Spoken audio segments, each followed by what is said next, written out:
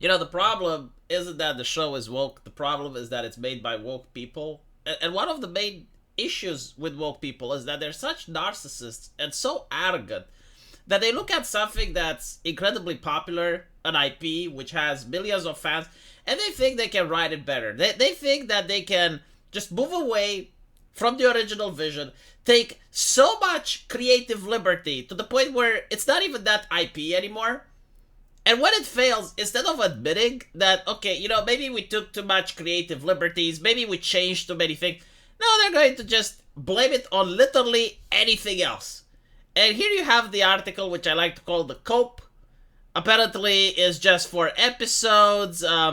It's just isn't good enough to maintain interest. It's released at a very bad time. No, dude, you just took something like, first of all, no one wanted to see a prequel to The Witcher. Alright? Like, it's just, the demand is not there.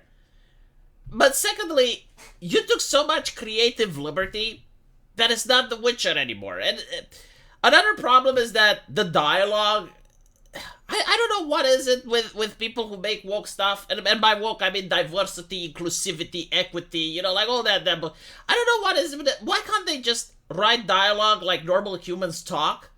Like just like the way to people have a communication with each other, like that's not possible. Like if you read any dialogue that's made into these movies, like it's not like something human beings would say to each other.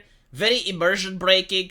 I mean, I even watched like the actors, right? Like the actors were given a couple of minutes to explain why you should watch the show, and everything they said is like, well, it's diverse, it's inclusive, and it's equitable. That's pretty much what it summed up to. I have the video on my channel. Even the actors knew that the story is shit. Even the actors knew that the dialogue is shit. Even they knew it's like, okay, well, fuck, we absolutely have nothing going for it. Like let's just go with the die thing.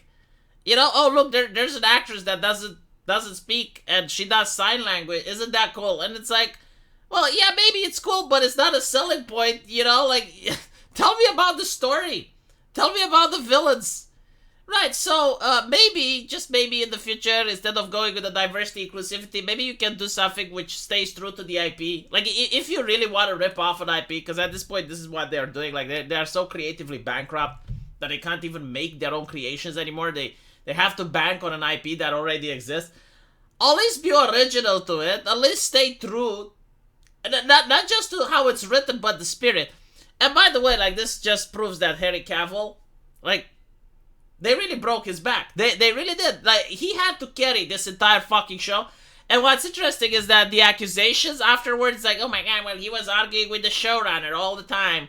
He was such a gamer culture boy. Yeah, maybe you should hire more gamer culture boys if you're going to do gaming culture things, right? Like The Witcher. Like, most people haven't read the book. Most people play the game. So, that's what made it popular. So maybe hire the gamer culture boys in order to do the fucking Witcher. And then maybe you can make some money and you can be successful. And then you can pay the staff and the actors and whatnot. Because at this point, they're getting fired, aren't they?